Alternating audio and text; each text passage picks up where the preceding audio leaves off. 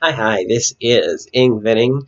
Today I get the opportunity to talk about something I've been wanting to talk about for a long time, which is this notion of being open, leaving an open space for interpretation of works of arts, not assuming that there's just one true or real or definitive interpretation.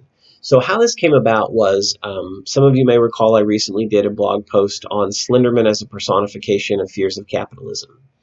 You don't have to have watched that post. If you haven't, you can still watch this post. But I posted a little bit about it on a place called the Slender Man Wiki, and this is Slender Man is two separate words. I'll put a link in the description.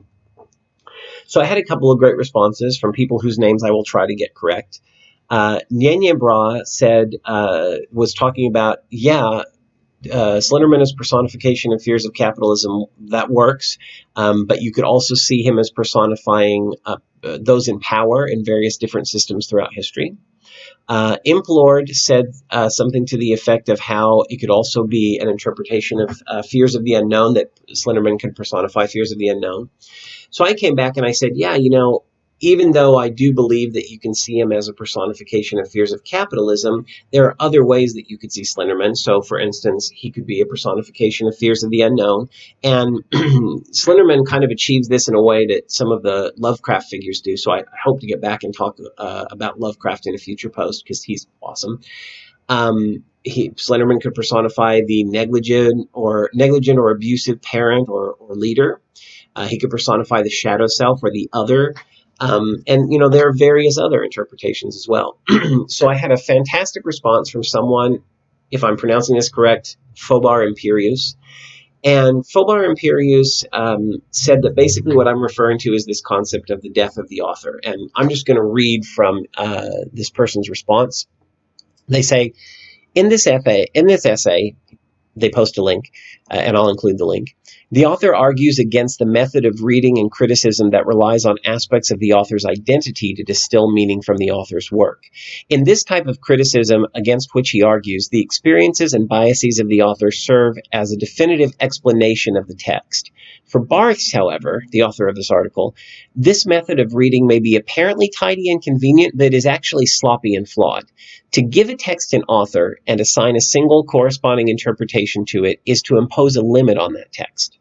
Readers must thus, according to Barthes, separate a literary work from its creator in order to liberate the text from interpretive tyranny, a notion similar to Eric Auerbach's discussion of narrative tyranny in biblical parables.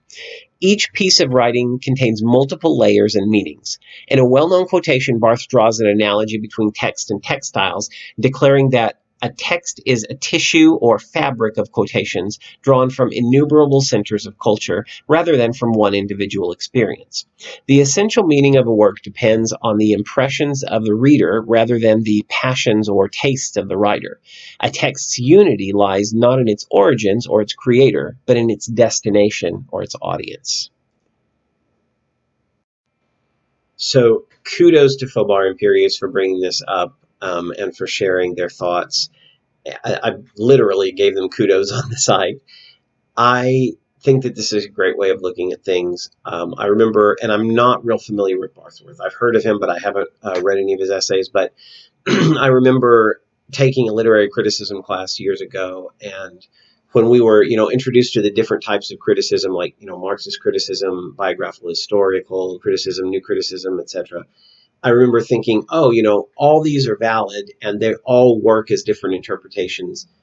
And so I really do feel like I don't know if I go quite as far as Barthes, because I don't necessarily think that looking at the author's voice is tyrannical, although there are situations where too much credit is given to the author's voice and it blocks out, it makes no room for other interpretations other than like biographical historical criticism that looks at the author's point of view.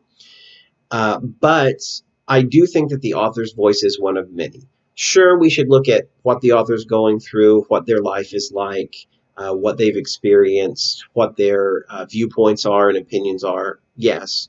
But we shouldn't assume that that is the definitive way to look at it. And if we find another interpretation, even that's opposite to the author's, but if it works, that's fine.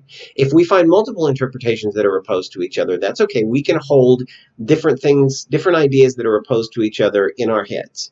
Normally, you don't want to do that. Normally, that creates cognitive dissonance. But if you are looking at multiple interpretations of a work of art, given that a work of art is at least somewhat removed from reality, is somewhat a work of imagination, I think it's totally valid to make those multiple interpretations.